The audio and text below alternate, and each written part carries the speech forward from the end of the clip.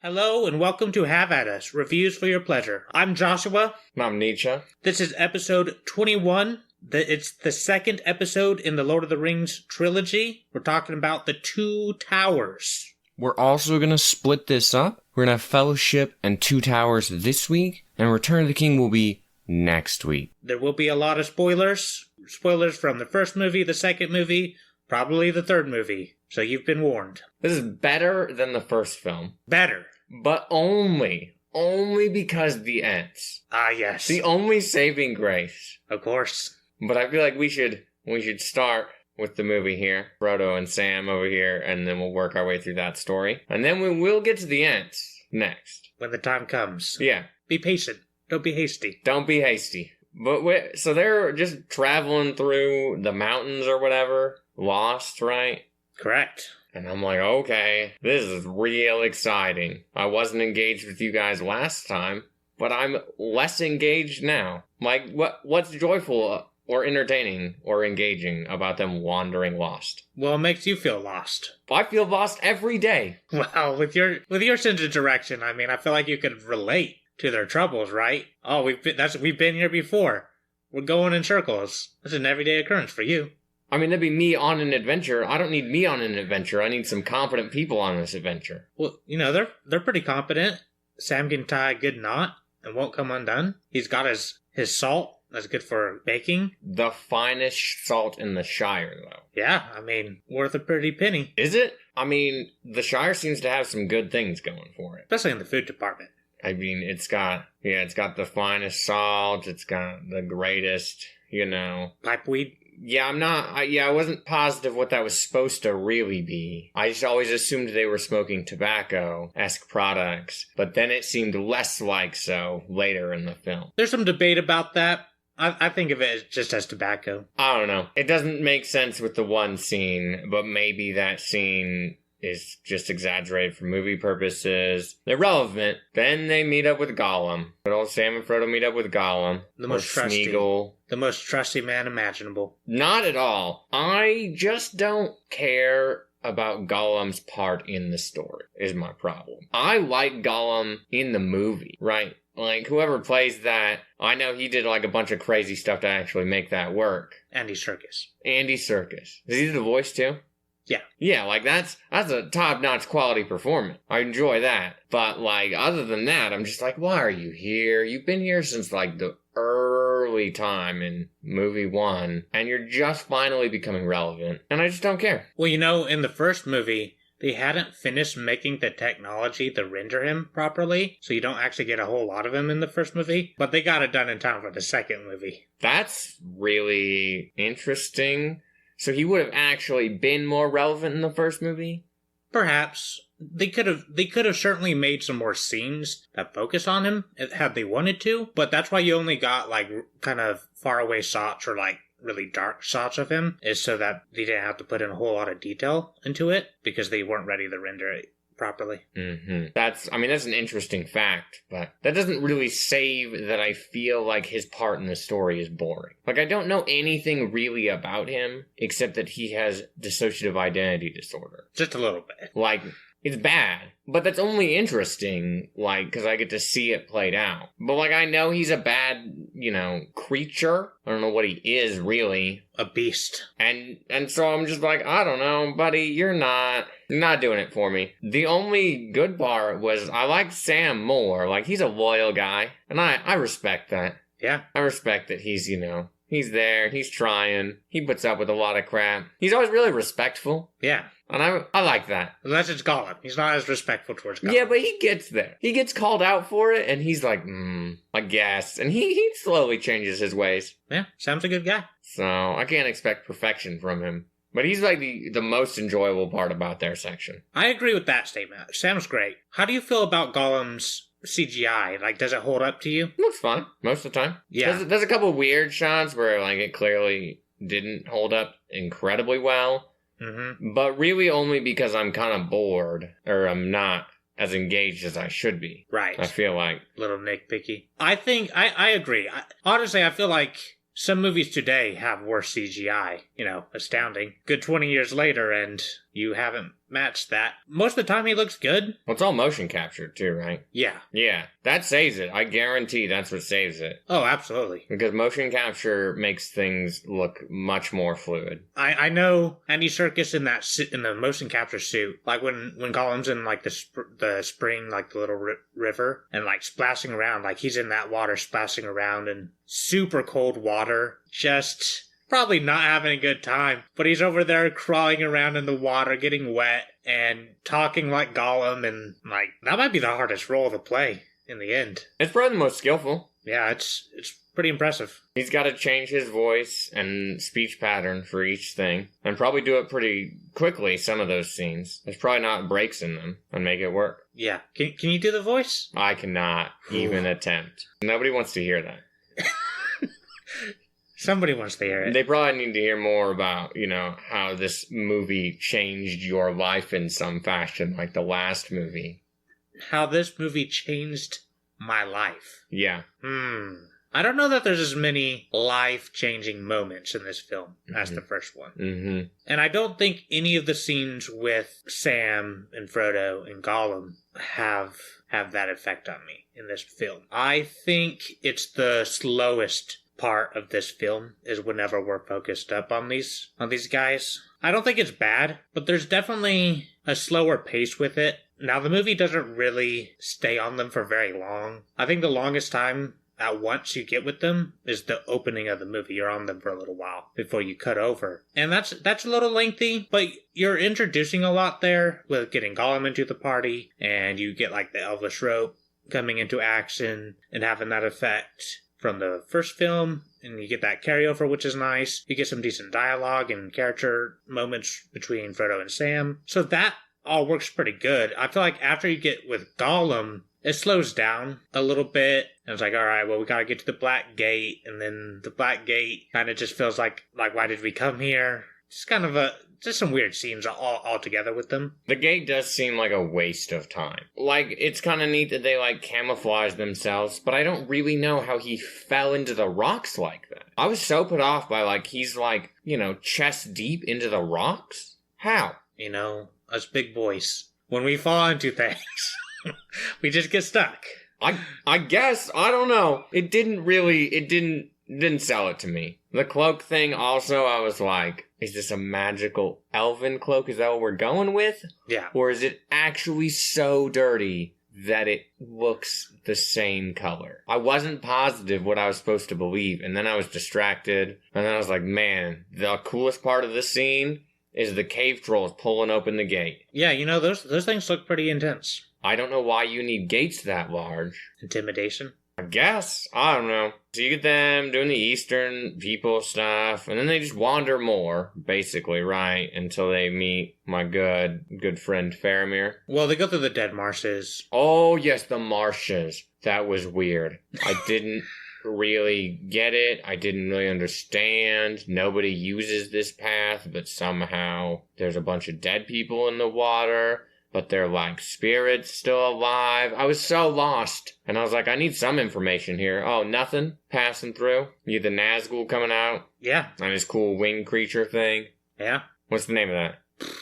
I do not know. Disappointment. You are over here talking about how great these movies are and how great Lord of the Rings is, and you don't know the name of this? No, I don't remember. I don't even think you like Lord of the Rings at this point. That's true. I actually hate it. I like the flying thing though. It looks neat. It looks cool. Yeah, it reminds me of like a zoo in Final Fantasy. Of course, because that's basically what it is, except less feathery and more dragon like. Should probably clarify that ZU and not ZOO for zoo. Whatever. Just for the audience, just so they know. Nah, it's fine. But the dead marsh scene is maybe my least favorite part of the film. I feel like it drags on. Frodo falling in the water is just, it's weird, a little time consuming. I don't feel like it adds a whole lot. Like, it's important because Gollum saves him, and that kind of gives Frodo some, pause in how he treats Gollum and sees him, and starts treating him a bit better after that. So it's important, but it's just not super engaging. It was kind of a creepy scene when I was young. Was it? Yeah, I thought it was pretty creepy. But I mean, I was like 9 or something when this came out. Whatever. So Yeah, you saw this in theater. I did. I didn't. I did. I saw all 3 films in theater. No, only the first film. That's all I got, I'm pretty sure. Yeah. So the Dead Marks is not my favorite, but that's okay. We do meet up with Faramir, who I do like, although he is very different than how he is in the books. And like motivation and some personality traits and whatnot. And I know some people like to criticize this, but I'm going to be honest with you. To me, the Lord of the Rings movies is what Lord of the Rings is. That's how I came across this. It's what, engaged me as a child. So in my mind, this is Faramir. And I know to a lot of people that's heresy. Some people want Tom Bombadil in these films, and I say Tom Bombadil sucks. I hate that guy. I don't want him. Just spewing hatred on the books over here. Yeah. The thought that I reoccurringly had for this film was, this might just be better in the book. I just thought it might be. Like, it just seemed like the details would be better, and I wouldn't feel as weird about all the cuts that were happening. Mm-hmm. Because the cuts really kill the pacing of this Between whole movie. Between all the characters? Yeah. So in the book, it actually splits. So, you read all of the Frodo and Sam stuff, and then you read all of the Aragorn stuff. It's like 2 separate halves. Yeah, that sounds way better. Where are the Ents at? Are they in that section? They're with Merry and Pippin. Pretty sure they're just part of the Aragorn stuff. I don't remember exactly. That's fine. Whatever. Irrelevant. Back on point. Faramir. Boring. Just so bored. I was like, what is good about you? Like, nothing? You're just another, person seeking the approval of their parent. Wow, I'm so engaged in your story. Woo! Just another guy with an abusive dad. You're nothing special. I mean, you could phrase it in that jacked up way, but that's not what I said. He's boring. That section was not interesting. I really wanted Gollum to die. I just wanted him to get shot down. Well, that would have been interesting. And then Frodo is just sad and tragic. But the only real good thing that comes from, the Faramir section is Frodo is acknowledging how heavy the burden is, and it's getting bad, and he's having to admit that it's not super easy. I feel like there's a lot of little details with Frodo that really show that, every step is a heavier burden. It gets harder. Every part of the journey, he gets more wary, and his focus starts to drop, and he has these weird moments where it's like he can't hear anything, and he's just focused on the ring or Sauron, and he has this weird relationship with Gollum because he sees what Gollum became because of the ring, and so he reflects okay, is this happening to me? Will I become like this if I held this ring for too long? There's definitely a lot of interesting dynamics with that I enjoy. With Faramir, I like the scene where they're in Osgiliath after they've taken it, and you got Boromir there, and Faramir and Denethor comes in. That's all part of the extended film. Well, that was a useless bit of information, basically. I don't think you get introduced to Denethor, you see how Boromir came to the station, you get the sense of okay, Faramir wants to impress his dad, but that's not going too well. You see that relationship between the 3 of them. I feel like there's a lot of important stuff there that you see. I could have just solved that with Faramir telling me why it was important for him to get the ring. Right? Just being a little more explicit about his emotion and why he needed it. Would have solved the same thing without this weird cut to them retaking this city that I know nothing about, and I don't know why we're back in the past with Boromir, a lame, dead man. Woo. All dead men are lame, I suppose. It was a weird cut on top of everything is paced really poorly in this film. I don't really have a problem with the cut of that part. I agree that the pacing in this film is the weakest part overall. It's not super well done. I also understand that is probably an exceptionally difficult thing to do.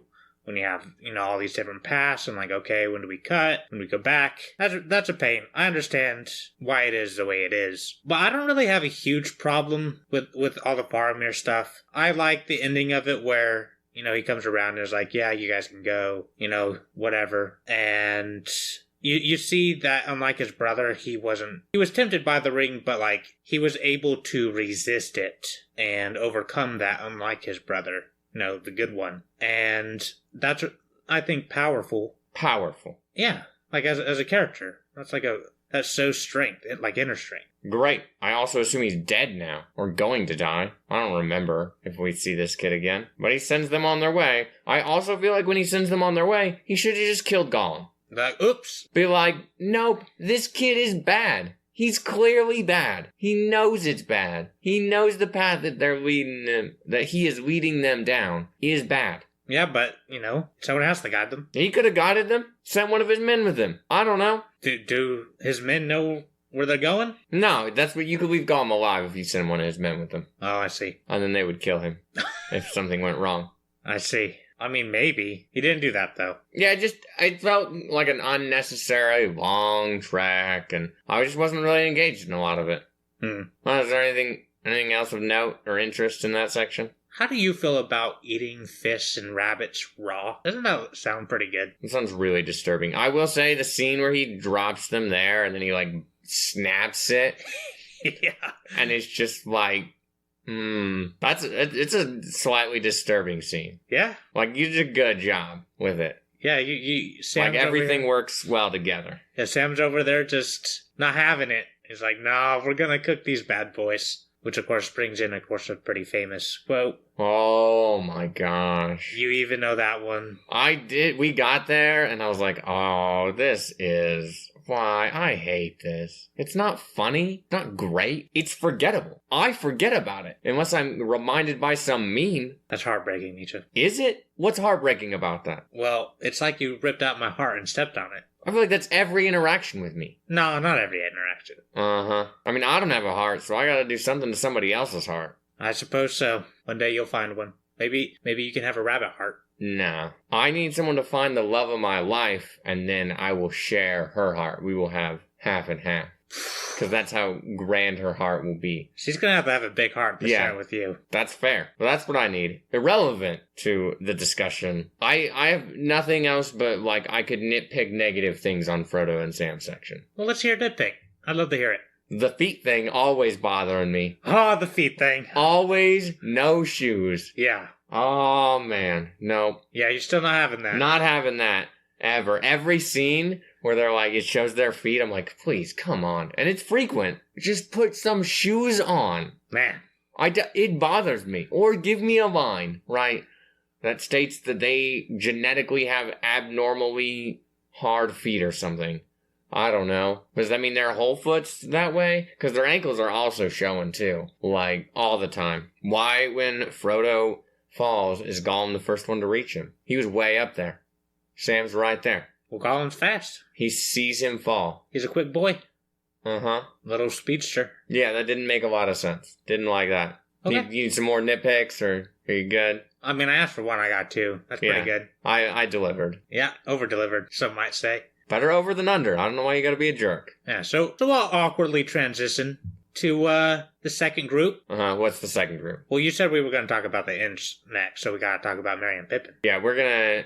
I guess it would be smarter to start how they get separated. Oh, no, they're already separated. Yeah. Yeah, never mind. So they're separated. They're doing their thing, getting carried on the backs. I didn't really feel the need to have the elongated, wake up. I still don't remember who's who.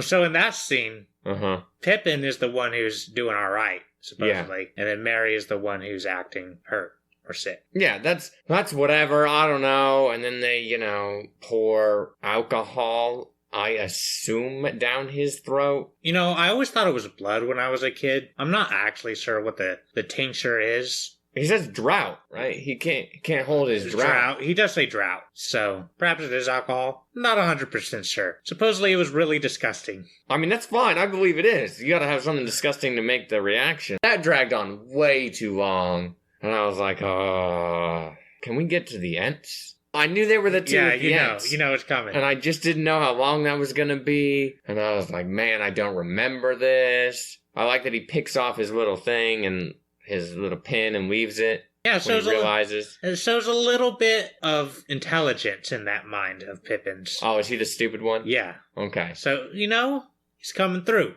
He's finding something to help with. So good on him. Yeah, it works. He has another big moment at the end where he makes a big call that saves a lot. Yeah, we'll get there. Yeah. So here's the deal. I was not that engaged in their weird relations with the goblins. Is that what they were? Or orcs? The orcs. They were orcs. Where they're just, like, at each other's throat, and I was like, okay. Like, you all look fine. Like, your effects and your, costuming is grand. Yeah, it's really good. And, like, your extras there play well. I don't have anything negative to say about that. I just wasn't engaged. I just wasn't that interested. And then, like, the tracking scene where, like, Aragorn's like, and they were here. And I'm like, what? I don't see this, buddy. I needed to be, like, abundantly clear or, like, describe what you're looking at for me. Or be like the Witcher thing where it just, like, shows it in golden or whatever, right? Just do that for me. Just put me in a point of view of Aragorn. And I can just see everything like he's the Witcher. That could have worked for me. Uh-huh. I actually thought when I saw that, I thought, this is going to bother Nietzsche. Oh, it did. Straight the whole time. The whole time. And then I was also taken out because I know he breaks his foot in that scene. Yeah, when he kicks the helmet. Yeah, and I was like, there's a cut between that. But I don't know how much you actually filmed right before he was like, look, my foot is broken. I think it's just him going down on the knees. Screaming. I think that's all it was. But I was still distracted. But they managed to make their way out. I forgot all about these Rohan kids coming in to save the day. And you skipped the other good meme. Oh, let's go back. Forgive me. What meme did I miss this time? Looks like meat's back on the menu, boys. That's a meme. Yeah. You don't know that one? No. Oh my god. You know why I don't know that? Because I'm a good person who doesn't eat meat. Righteous, some might say. It could be that as a vegetarian, you've just cut off all references to meat in your life. I didn't think that line was particularly special. Oh yeah, that's a really common one. Okay, I guess. Anything else that I missed that's super important and beloved over here? Nope, just that one. Just that one. Yeah. But then they're into the forest. Finally, yeah, They're finally into the forest, and that still takes a little bit. But I felt more hopeful. I was a little bit engaged. I was like, yeah, they're in the forest. My favorite thing is coming up. I don't actually know that this is my favorite thing, but it's the thing I remember, and so far, it is still my favorite thing. All right, so yeah, we're in the forest. They're climbing trees, trying to get away from this guy, this orc. He's trying to gut them. And they climb Treebeard. They do climb Treebeard. My favorite part. Not really. I just like Treebeard a lot, though. I also like that he's an animatronic thing. A big one. Massive. Yeah, I respect and appreciate that. That's a nice level of detail that I think really pays off for them. It makes it hold up visually very well. Like, you can definitely see some moments where you're like, yeah, this is fake looking. But honestly, a lot of that holds up really well still to this day. The eyes are a little questionable a lot. Yeah. That's where I think that things fell short.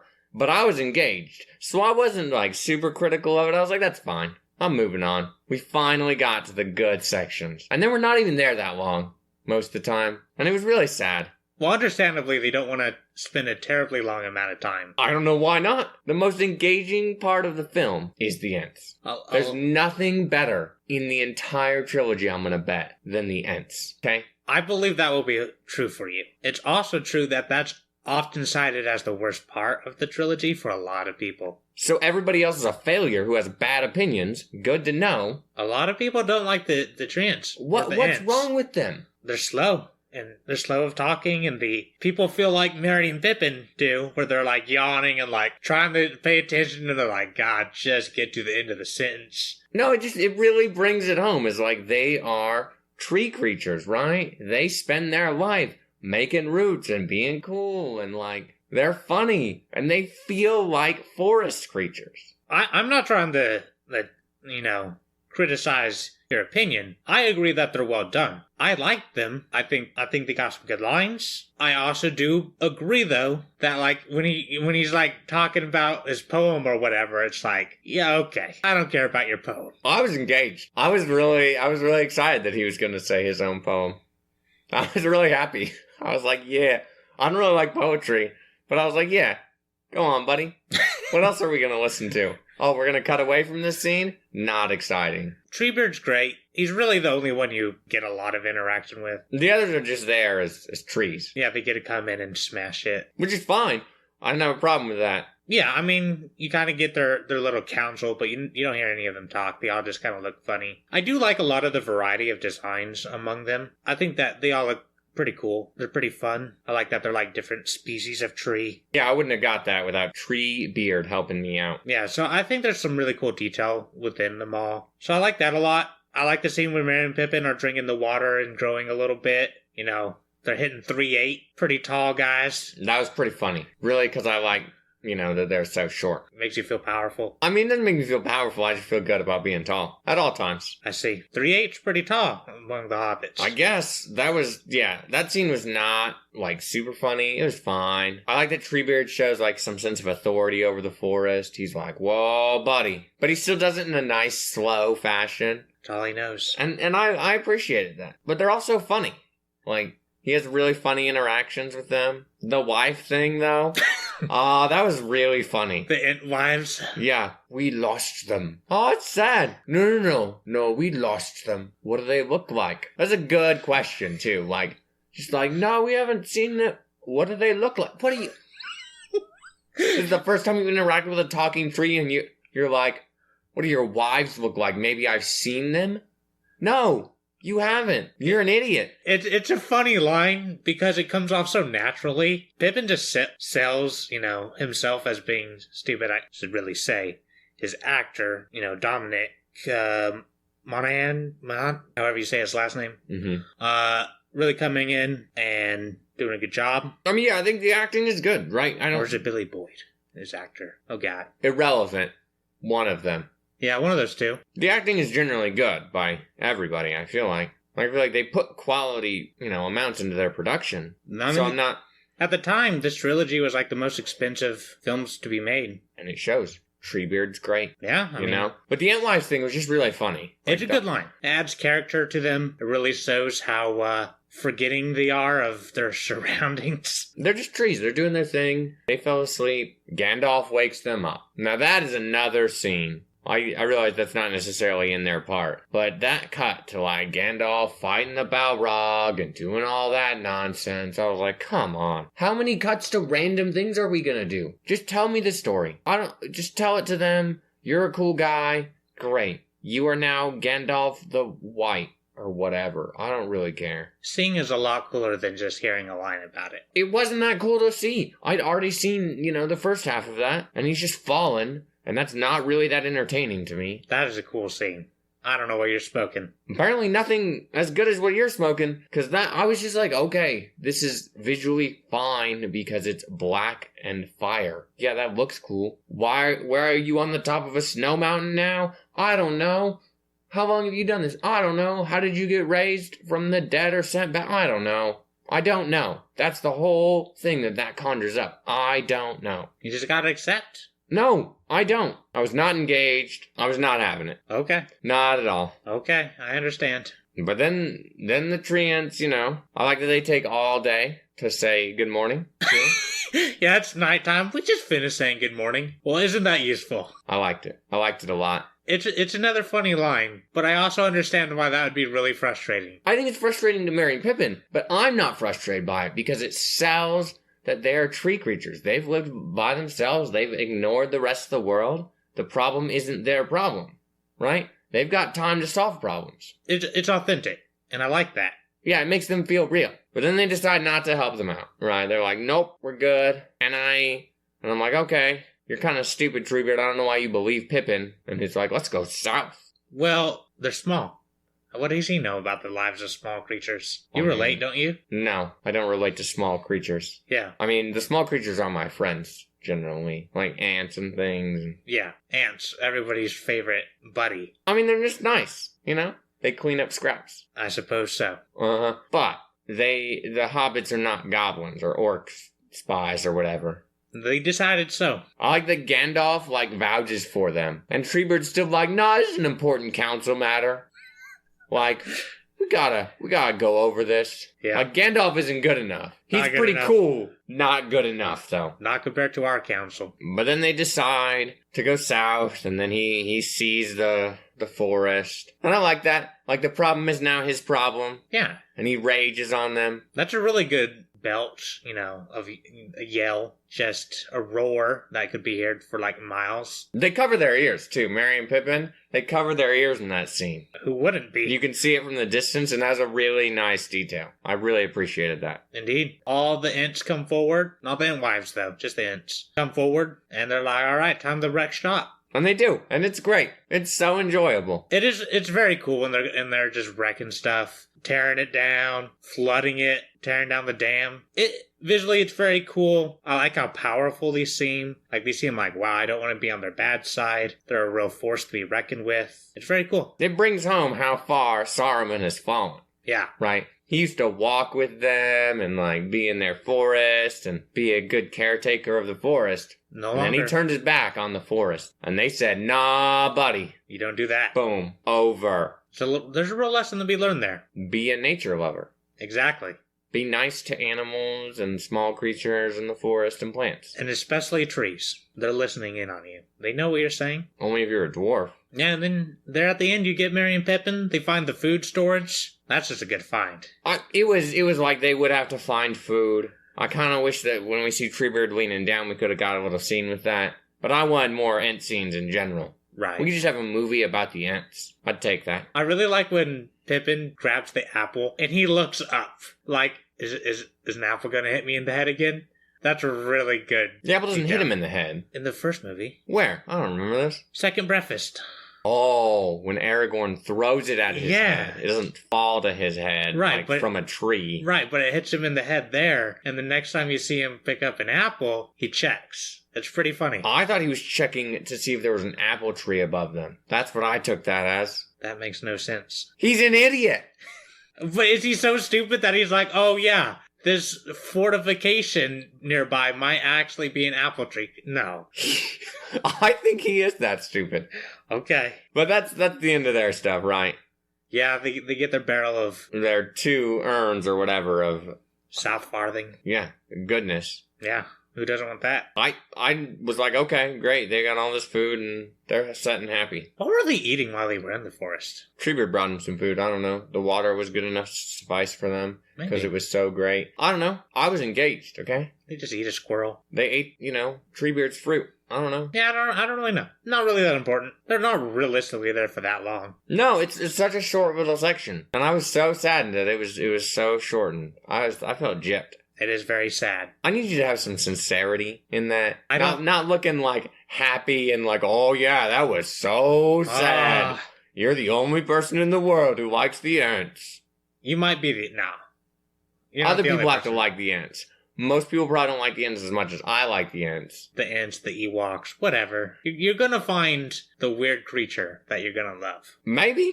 The Ents though. They sold it to me. I really liked it. But now we gotta move on from the Ents. And move on to... I mean, it's better than Frodo and Sam and Gollum. Well, that's good. But not by like a crazy amount to me. Oh my god.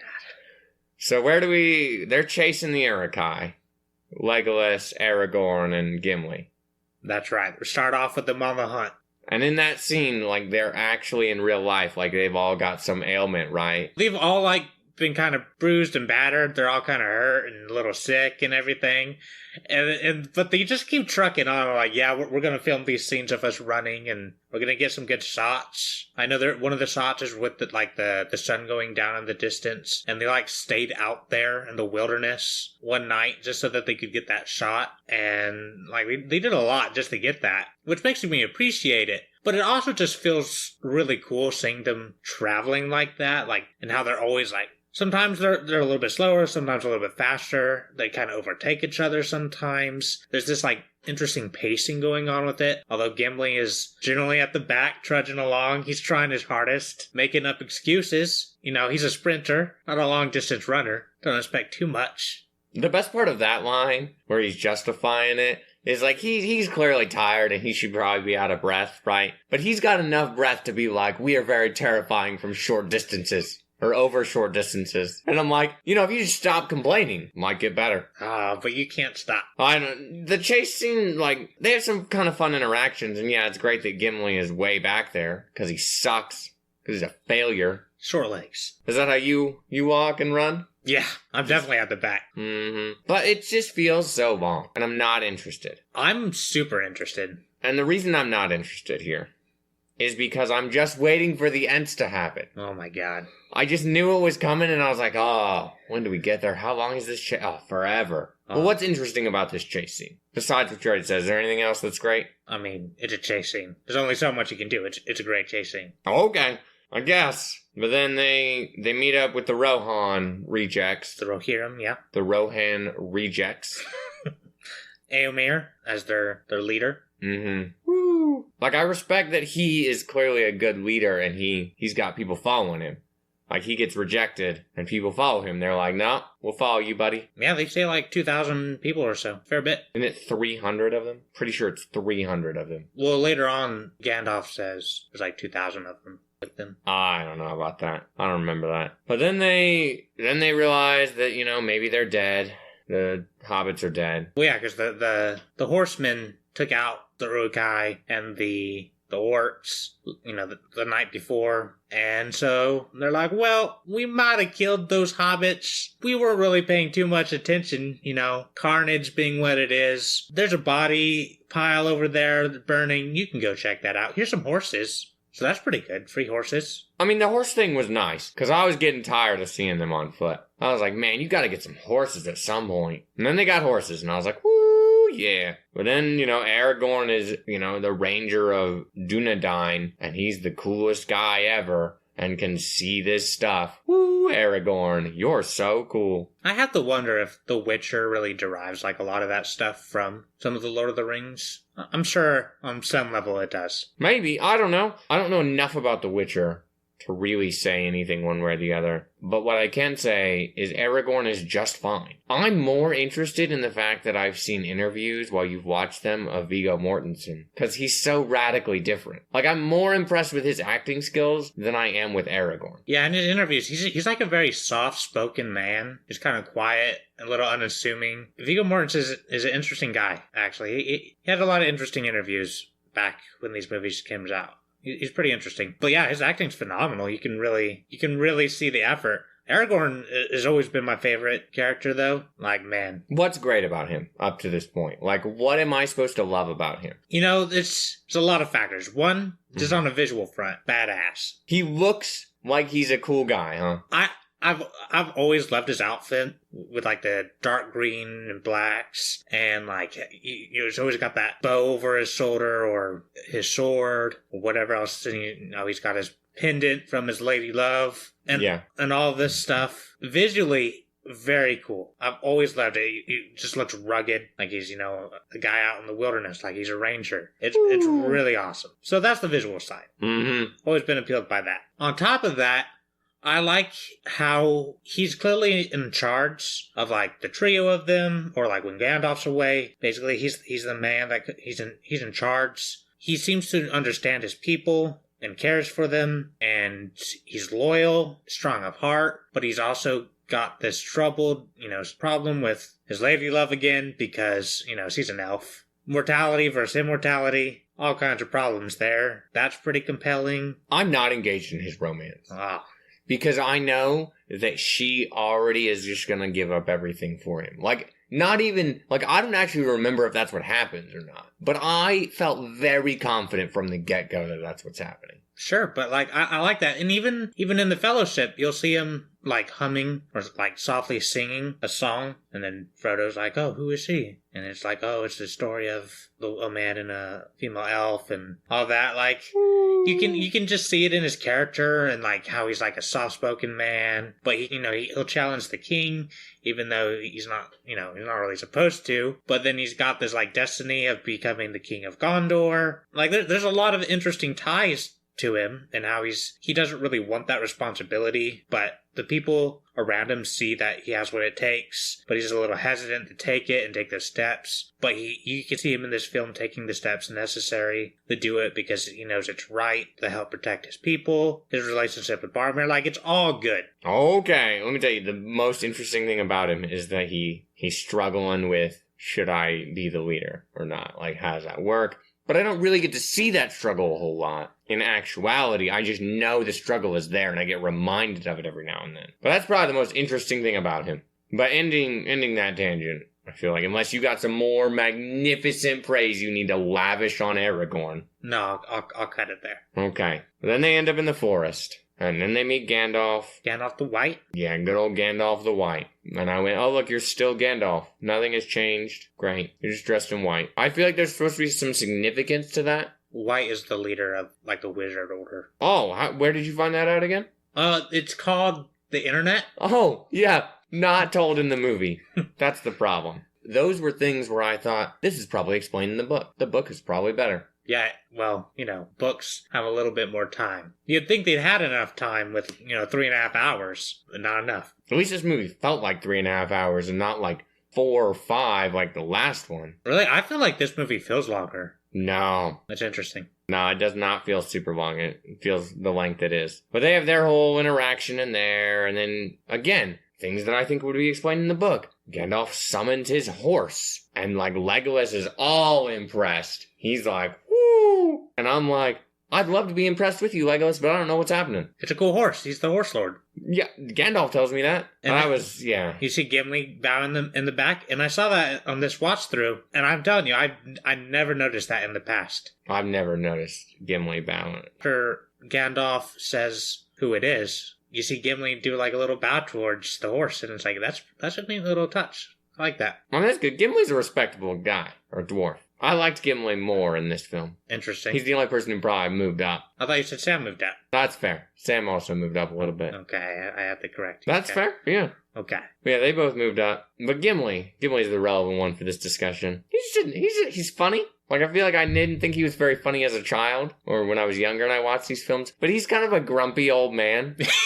Yeah. And I feel like I am becoming a grumpy old man. Yeah. And I'm like, Gimli, I got you, buddy. A little bit more relatable. I got you, buddy. You are what I'm going to become, except with no facial hair. I don't got no beard status like you got, buddy. I'm working on it. You're trying, Is it getting there? I don't know how long Gimli's been alive. Yeah, it doesn't say how old he is. You might be able to catch up to that. We do learn how old Aragorn is. 87. 87. That was a weird thing, too. That was also like, what? Why? This is a useless scene. Do you think you'll look that good at 87? I will look better. I will look better than that at 87. That's going to be pretty cool. I mean, only if you're around to see it. Yeah, I mean, I might kick the bucket before then. But I will look better than Aragorn at 87. That's important to know. Okay. Because I'm a righteous man, and I will be blessed with youthfulness. Oh, that's your gift, huh? Well, that's one of many gifts for being a righteous man, yeah. Oh, I see. The other is having an eye for a story section that's kind of long and boring.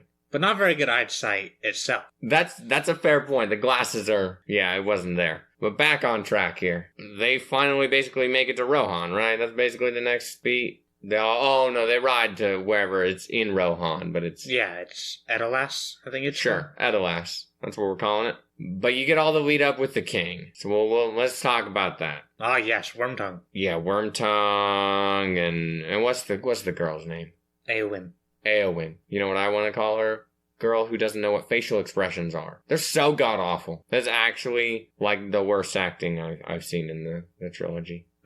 Just the facial expressions. Her line delivery, good. Movement, good. Facial expressions, you failed. Every single one of them looks the same. I'm gonna have to call you out on that one, because I actually think she's always been kind of an interesting one to me in this movie. Mm-hmm. Because I feel like her facial expressions stand out. Not because they're bad, but because she's expressive, and I feel like I can really see a lot in her through her looks. Lies! Just straight lies! A good example is when she's swinging the sword, and then Aragorn comes up and blocks it, and then you see her face, and she looks like stunned and angry, and like clearly like a lot of built-up emotion there, and I feel like that's a really good shot. I really like it. It looks like I was directed to make a surprise face, and I tried. Okay.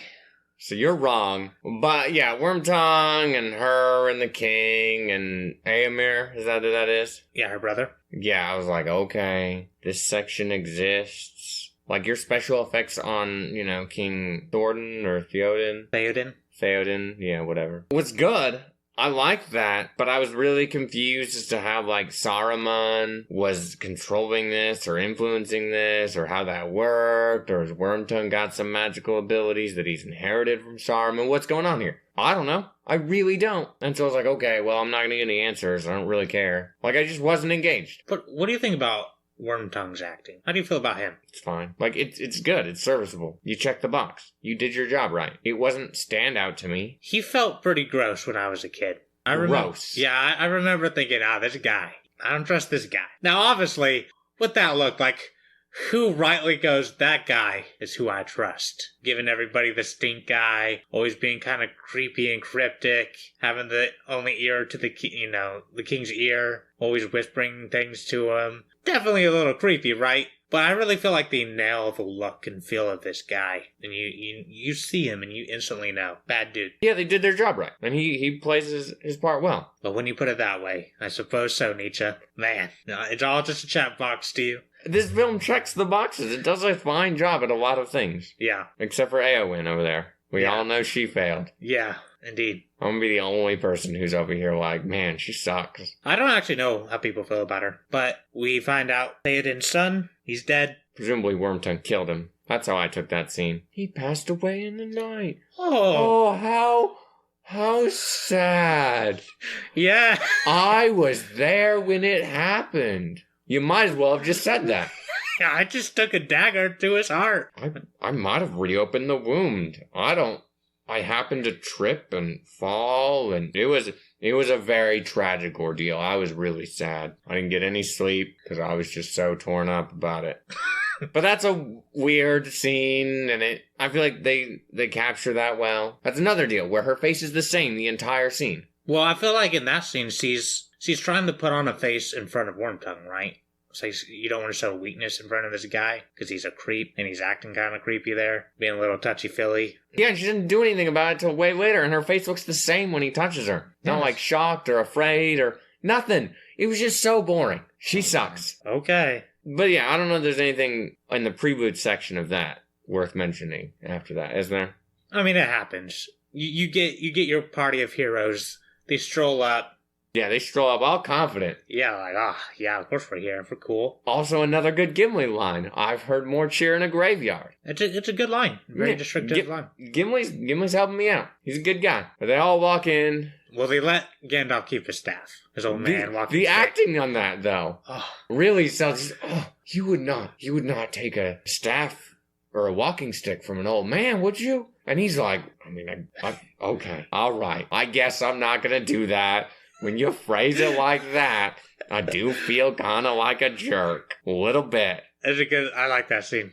Yeah, he just really sells it to me. It's very nice. But they all, take their weapons off and give them away. They got a lot of weapons. They're loaded down. So, but that's a good scene. Yeah, I like it. All right, they walk in, they wreck shop. Yeah, they just they don't need their weapons for these losers. Just fisticuffs. That's all you need. Yeah, I like that Gimli's pins Wormtongue down. I really wish he had sat on him. Just been like, nope, not going anywhere, buddy. It would have been really funny to me. But he didn't, and that's fine. That scene, Gandalf saves Theoden, which was not really that interesting. That was kind of weird. How do you think those effects hold up with the ghastly appearance disappearing? It's good enough that I wasn't overly critical, but it does not hold up great, right? It's too slow to make it work. Lingers a little bit. It's very clearly separate faces, right, that are just being moved on, and it's not like a rapid transition. My favorite thing about it is after it's gone, you can tell that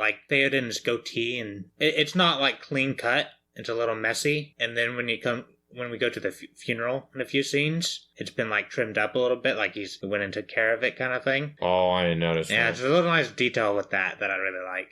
The best thing about the funeral scene was your favorite girl here singing. I'm glad you said that, because I would have had to hurt you.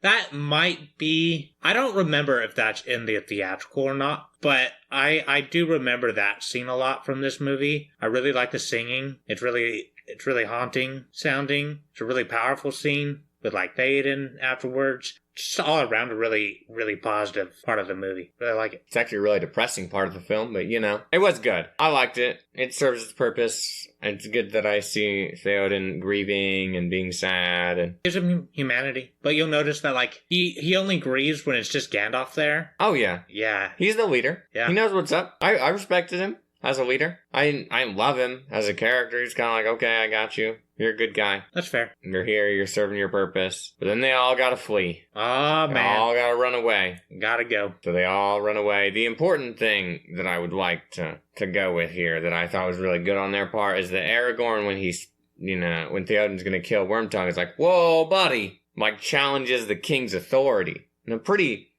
big fashion here. But then he tries to challenge his authority later. Yeah. And Theoden's having none of that. He's like, last I checked, buddy, you were not the king. And I like that. He just kind of shuts himself up and doesn't say anything. And Gandalf saves that whole conversation from going really far downhill. Yeah, you really see the sign of Aragorn being like, I feel like maybe I should be in charge. I don't feel like that's what I got out of that. I feel like that's him being like, no, you gotta do the right thing here. And in his mind, that was the right thing to do. Yeah, and he's willing to challenge that authority, even though he doesn't really have the power to do so. Gandalf can't even do that. I mean, Theoden's doing his own thing. He's not taking anybody else's plan here. He does what he thinks is right for his people, how he can best save them. And it does. And so they go to Helms Deep. Well, but we gotta talk about the horse scene. Oh, yes, we got it. Because he saves the horse, and that's important. It is.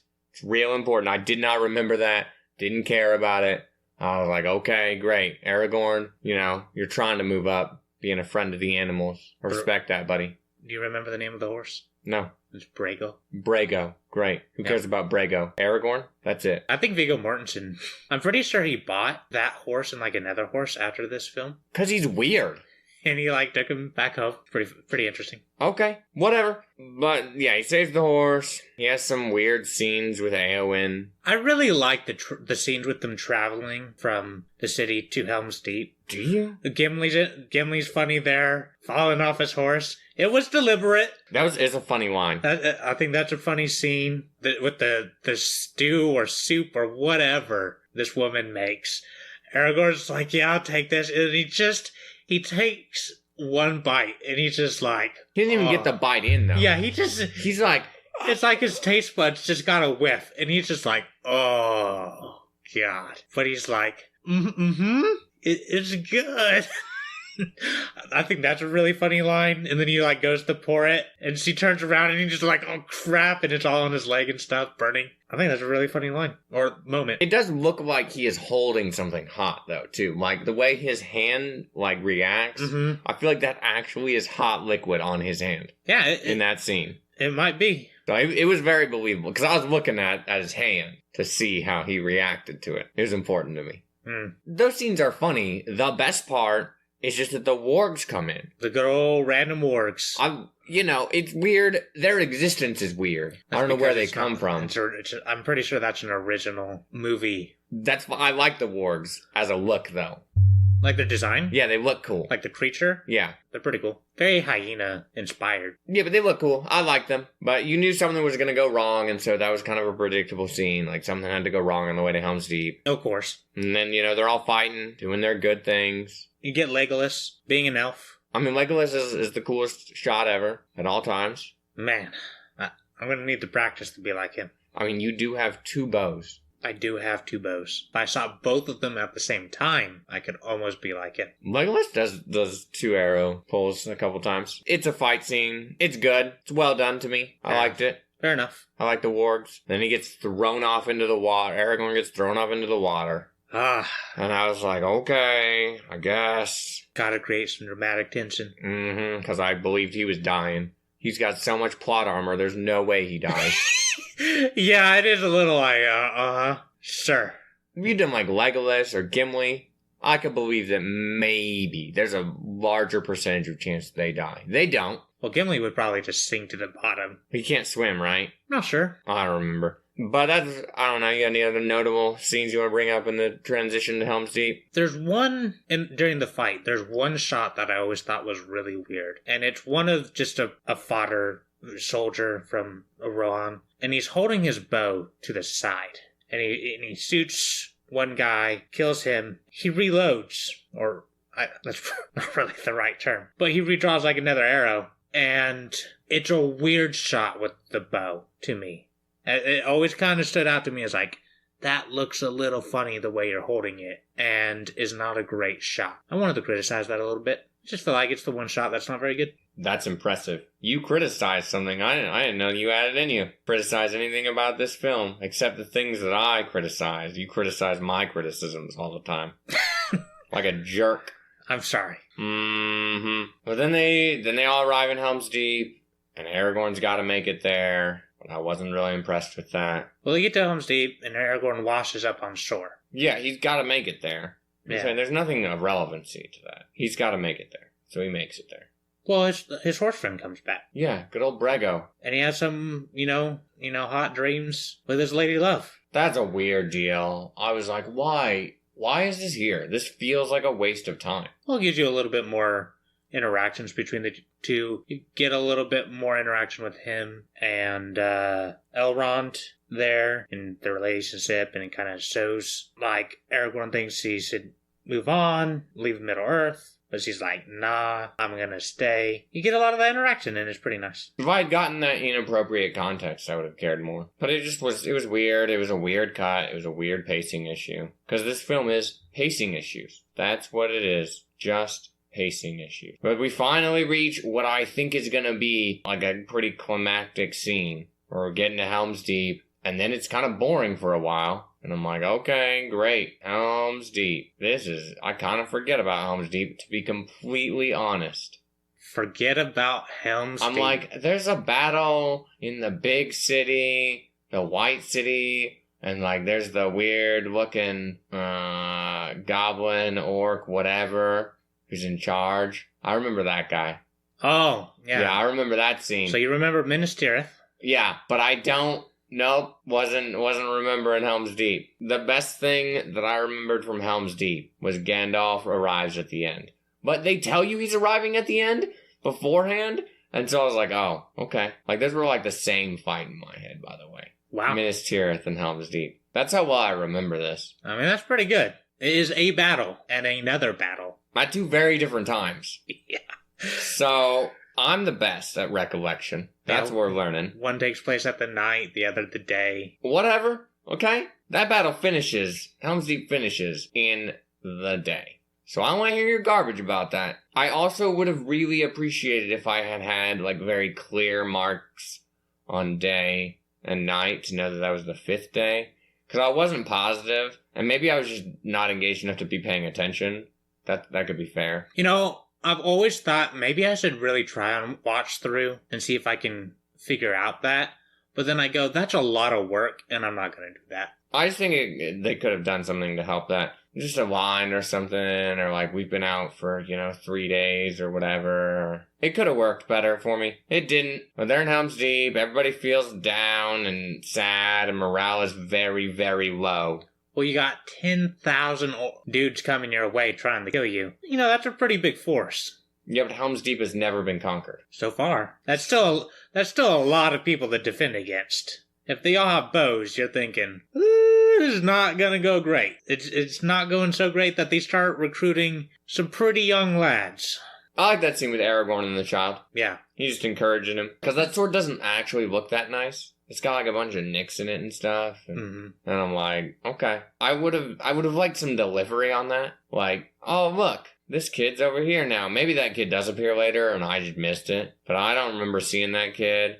Or Aragorn being like, see, I told you that was a good sword. As he kills an orc or something. It could have really sold it for me. I would have liked that better, but they didn't. All I get is Aragorn's, being a good guy. I like the scene where your group is in, like, the barracks with all the men, and Gimli is like, all these old people, not going great for them. And Legolas is like, yeah, they're all gonna die. Like, that interaction there I really like, and, like, he starts speaking in Elvish once, everybody's clearly listening in. And that, Aragorn's like, well, then I'll die as one of them. Like, that's a really powerful scene. I really like that. I mean, it's Aragorn, right? Like, I believed he was going to die there if things went down. Yeah. I didn't think, wow, you're a turncoat. I didn't need the extra conviction for it. It's more of a scene that's important for Legolas to me, because Legolas kind of gets kind of moody about it. Yeah, he doesn't want to die with a bunch of humans. Yeah. I mean, I don't know that it's like a racist thing. I don't think so. I think it's just like he's not invested in this cause enough to like have the ability to push through at all times. Well, and so he was having some momentary doubts and bad things were happening. What really turns it around for me is that they get the interaction later where he's like, "You haven't led us astray so far," Legolas says to Aragorn. Yeah. And I'm sorry, and all that. Like, that really ties it all together really nicely. It shows that leadership coming back in and how he implicitly trusts this guy. Like, yeah, this guy can lead us. There's a lot that's, said in between the lines there that I really like. It's a good scene. It's fine. It needed to be there because there was an outburst earlier. There's nothing else to it. Gimli wearing his dress of, sheet mail or... Ring mail? Ring mail. Sheet mail, ring mail, those are like the same thing. That was kind of funny. I needed a scene where he actually, got back out there as the battle starts. But, but that's the elves coming in, right? At that scene. Yeah. I'm like, oh, yeah. My good friend, the elves. Why they got sent with a commander who doesn't really command them and dies. Man, that bothered me so much. When Aragorn was the one shouting instructions, it really killed it for me.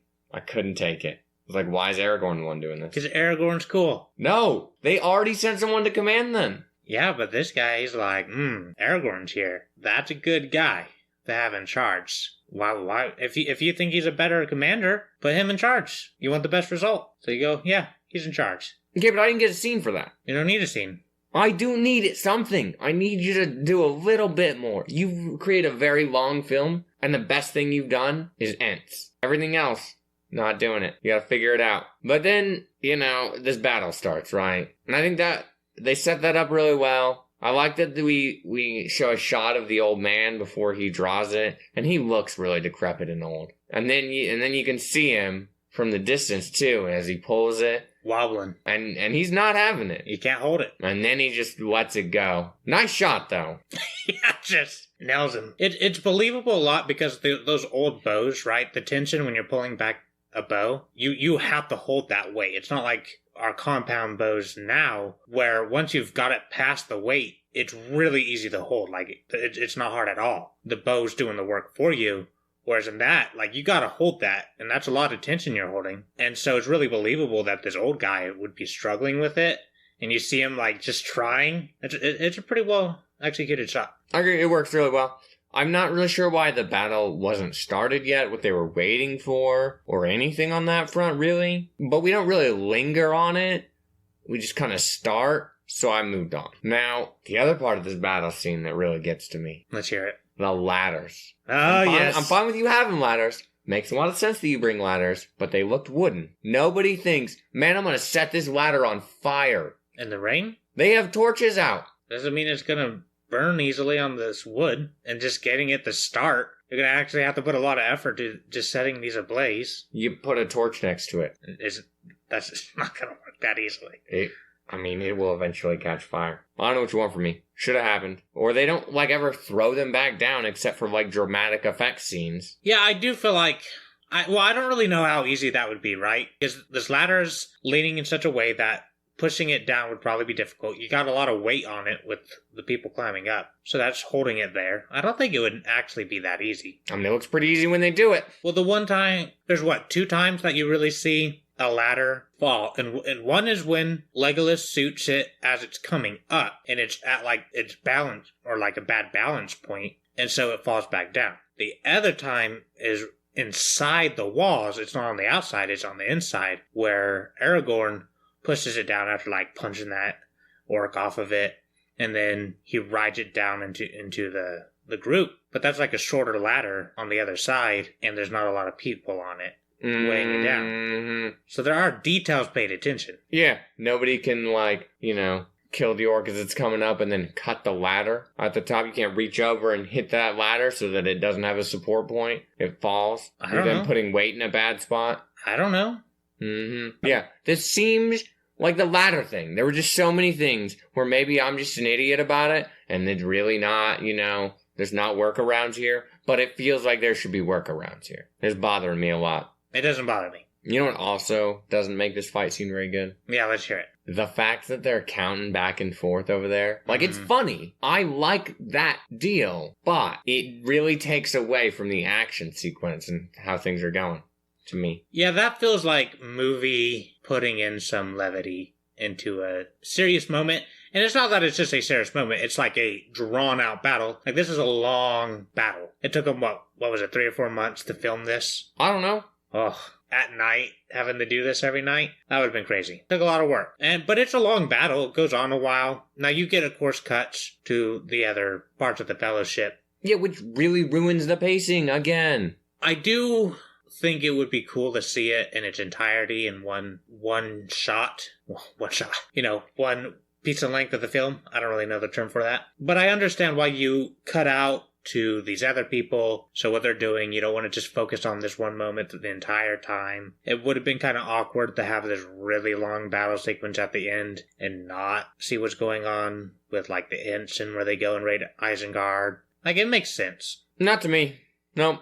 Just have ran it as separate things or do better at your switchbacks for pacing. And doing switchbacks and having a decent pace is really difficult. I agree. Not many things have actually accomplished that. But for a film trilogy that's praised as the greatest thing that's ever existed in the entire universe, like God's gift to man, when I can sit here and be like, how do you defend this? And even you as an avid fan isn't defending it. My main problem with it is I think there's a couple times where we go from Frodo and Sam or Merry and Pippin to the other hobbits, and I don't think those are two you want to jump between right after the other, because those are both a little bit slower in tone than Aragorn's part. It makes this, quote, slow parts a little bit more elongated because they're in sequence. That's my biggest problem with them from a pacing issue. The problem is that I'm not in a lot of these scenes long enough to be engaged, or I finally get somewhere like, oh, this could be engaging, cut.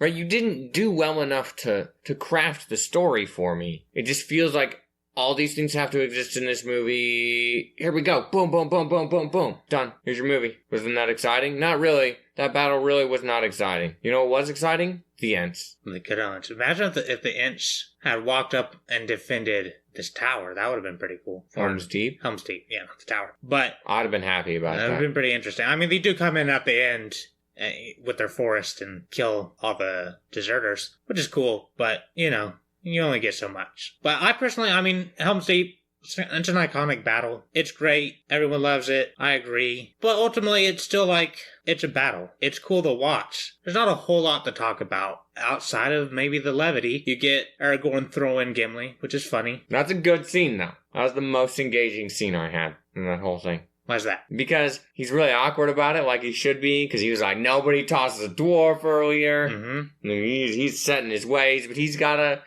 come to terms, like, if we're gonna do something, I gotta do it. And he's like, I can't make the jump, it's too far, you gotta trust me. But the face on Aragorn is so good. It's so good. He's just over there like, is it? Yeah. I know that pressing things are happening. Let me hold this just a little bit. All right, buddy. Whoa. He throws him. Gimli's like, don't tell the elf. Not a word. Never would I do that. No, it's a good delivery. Yeah. Right.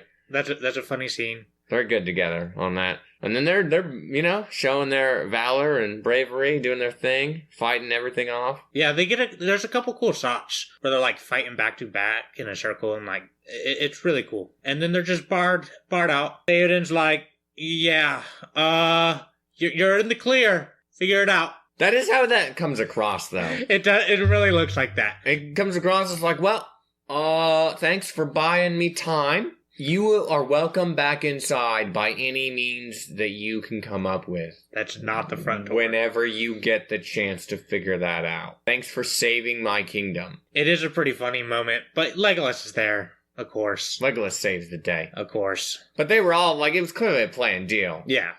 But it doesn't feel like it was planned at that first initial onset. Yeah, it's just a funny line, because you don't see the, Legolas there until afterwards you're like, oh, okay. Well, that's not good. But yeah, it's a short thing. It's still enough to not be engaged, and then they gotta retreat and fall back, and then they win and save the day, basically. True. I don't know, is there any other great things you need to talk about with that? Well, I like how Aragorn is over there. Like, he's a little depressed that things have gone so poorly. And it's not a good day. You know, Helms Deep, it's been blown up a bit at the wall. That's a new occurrence. A lot of people are dead. You're probably about to die. You don't really have a lot of hope for the women and children in the back that you're trying to protect. You're like, well, they're probably dead. And then you get Aragorn coming over here like, nah, you're the king, and what do you want to do? And then he encourages him, and he's like, ride with me, and, you know, we'll go out with style. It's going to be an awesome fucking moment.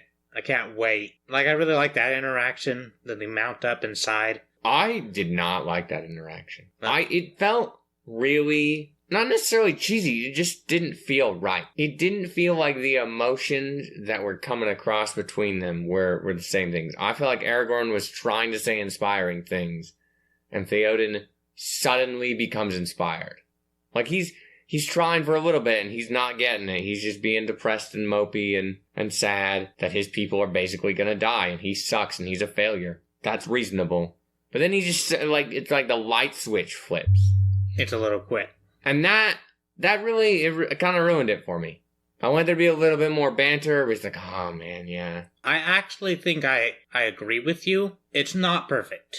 It is a quick turnover, but I'll forgive it. It's not that big a deal. When you're already not engaged and you were kind of like, oh yeah, there's a fight scene in this film. Maybe it's good. Oh, this isn't really that great? Not that entertaining? Okay. Yeah, I'm engaged, so it's something I can forgive. No, I mean, the fight scenes and like everything is choreographed really nicely and it works really well. And as I have said about most of these things, like it's well done. You did your job right for those departments, but your storytelling, you did not do your job right here.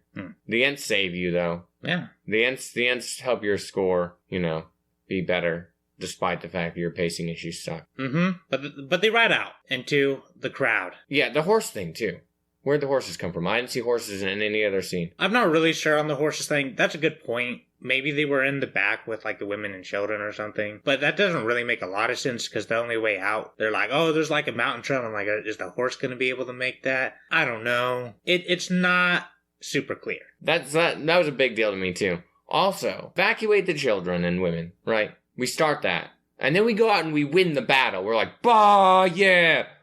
But then we never say anything about the children or women again. Well, did they evacuate out into the mountains? Did we go save them? I think you can assume that somebody at least was sent, a runner was sent to go and be like, oh, we actually won? You can come back. We were just kidding with you. I guess, I don't know. I needed something like seeing the runner get sent or something. I don't know. Yeah, I don't think it's really that important. I mean, I was not engaged. But then we get Gandalf coming in to save the day. With Éomer, yep. And they're like, woo, yeah. The sunlight thing, though, coming up at just the right time to blind them and then their spears move. I was like, okay. That's a Hollywood movie scene if I've ever seen one. That's a pretty cool scene, though.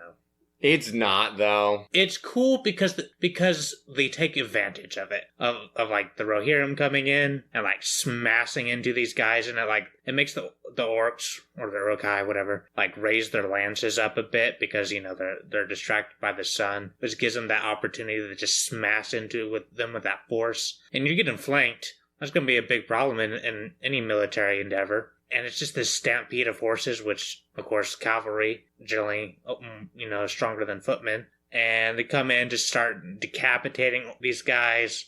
It's a cool moment because it plays really well with the scene. No, it feels like it's so magically perfect. And the only way you mounted your grand entrance is because it was so perfect.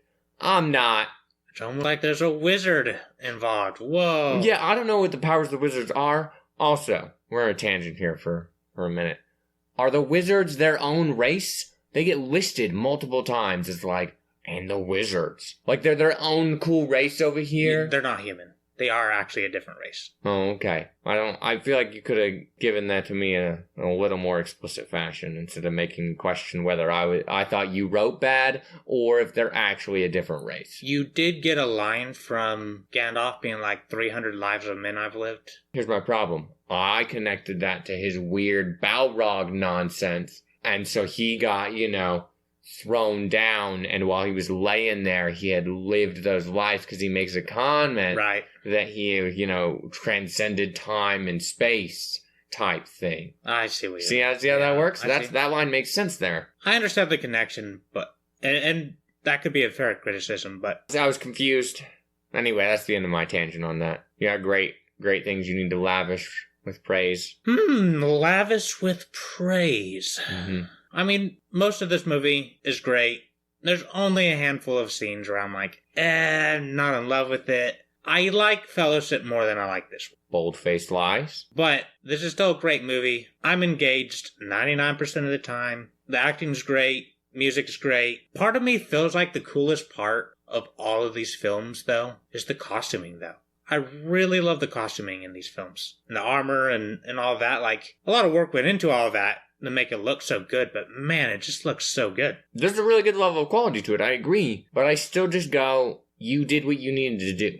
Like, you did your job right. You say this, and I'm just like, there's no other fantasy movie in the world that looks anywhere near as authentic as this. Everybody else failing at their job does not make you doing your job any less of you just doing your job. But it's not like things before it were thought of as necessarily bad. It's just that this came out and brought this as like, no, this has to be the best. And it looks the best. It sounds the best. It comes across in so many ways as the best. Because it is so much better. And it's not that other things were bad. It's just that this put them to shame. You are saying that they have elevated the standard. I am saying they met the standard. I don't think they created a new standard. I think the standard was there, and they rose to meet it over all the other people. I think they rose the standard, and I still think they hold the standard for what fantasy in movie and television should look like. Now, I haven't seen some of them, I haven't seen, Game of Thrones. I don't really know what that looks like. So I'm not going to criticize that or something. They can't remove a coffee cup from their scene. That's all I know. The Starbucks. Yeah, I remember that in the news. That's something. But you get, The Witcher. Mm-hmm. And it looks okay from the one episode we've seen. It doesn't hold the detail. It doesn't hold the authenticity of the world nearly as well as Lord of the Rings does. And it's much newer. Techniques are a lot fresher. You have a lot of options for doing this. And I'm not saying The Witcher looks bad. And it is a TV show, right? I get it. Different budgets. But in the movie world especially, they don't do high fantasy particularly often. And when they do it, it's oftentimes Greek myth or something along those lines where it's not really the same thing. I guess you get something like Gladiator, but that's also different and is also, I think, the year 2000, so it's actually predating it. But in general, these films just hold itself so well and have done so for over 20 years now. I really think that speaks to a level of detail orientation and commitment to the project that you just don't get. And now it really helps that these are all filmed together. You have everybody in New Zealand for a year or two. And it's quite the job, quite the undertaking. And these films were in pre-production for many years before they even started shooting. And then you have to shoot for a couple years, and then you got post-production. A lot of work goes into these films. I imagine it was a decade-long project. And so I understand that not everything's gonna get that much money and time dedicated to it. And Lord of the Rings being a really famous book trilogy, you get The Hobbit, but Tolkien in general being super important to the genre and really influential and beloved. So obviously you have to put in all that effort to meet that standard. But I really do feel like this is the elevation of standards. This is what you want to try to beat. You want to try and beat it because it meets the standard. That's the differing viewpoint here is, I think most people view this as it rose some magical standard, and I go, no, you produced a quality film like you should have. Good job. I don't get to, go put out bad product and send it to customers at work, right? So just because I do my job right, where it will function and do what it needs to for the customer, doesn't mean that I magically am doing a great job, right? Just because you do what you're supposed to do doesn't mean that it's magically great. Well, in Hollywood, doing what you do, if this is the benchmark, nobody knows how to do their job over there. I'm telling you, this is where it is. My standard is high, okay? And that's why a lot of films are not great. But we watched, Parasite. They did their job right. Better than. Like, they did some good things there. Indeed, that was a good film. But irrelevant. If you want to hear about that, you go listen to that. This film meets what I expect it to do, right? Maybe I'm tempered by, like, everybody says it's the grandest thing in the world.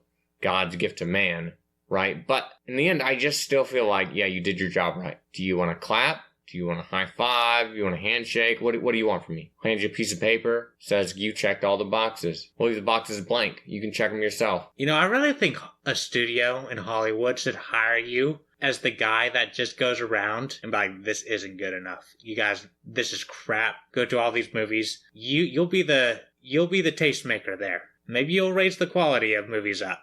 Or end up dead. That's possible too. They're not going to have it, possibly. But that could be a good career path for you. Yeah, well, you figure out how to get me there. I'll buy you a plane ticket. One way. I know how to get to Hollywood. I need to know how to get on this career path. Submit an application. But my career path is irrelevant to this film. What else do you have to say about this film? Yeah, any other great things? Any other high praise? I know you don't have any criticism, so I'm not even going to ask for them. So you got nothing else you need to say? Not really. All right. Well, I have only nitpick criticisms of this, which nobody needs to hear more of those. Well, it's been a real pleasure. As always. Hating on this. Really just loving the Ents, though. That's the real treasure. That's the real pleasure that I get out of this. Do you think you could play an Ent? There's some voice training and stuff, probably. Yeah. I think I could do that voice with some effort, but it'd be kind of difficult. Unless that was a sizes joke about my thin stature. No, it wasn't this time. This time. How comforting. But if we brought you pleasure with our great discussion about a not-so-great film, you like, you comment, you subscribe, you tell me how right I am, because we all know I'm right, as the righteous man here. Well, you could also put a little bit of work in this time. Make yourself a banner. Maybe put the logo on it. You could take this banner with you. You could be our bannerman. Put that on your car. Take it into work. Or if you go to school, you could take it into school with you. Promote. We'd really appreciate that. There's no pay. It's volunteer-based. But we'd appreciate it. You get the joy and pleasure of helping spread the word. That's your payment. That should be more than enough. But enough of your nonsense over here. I went first last time. Let's hear your ridiculous score here. Okay, well, we're going to drop it down from fellowships to a 9.5. I'm giving this a 6.5 out of 10. Have at us.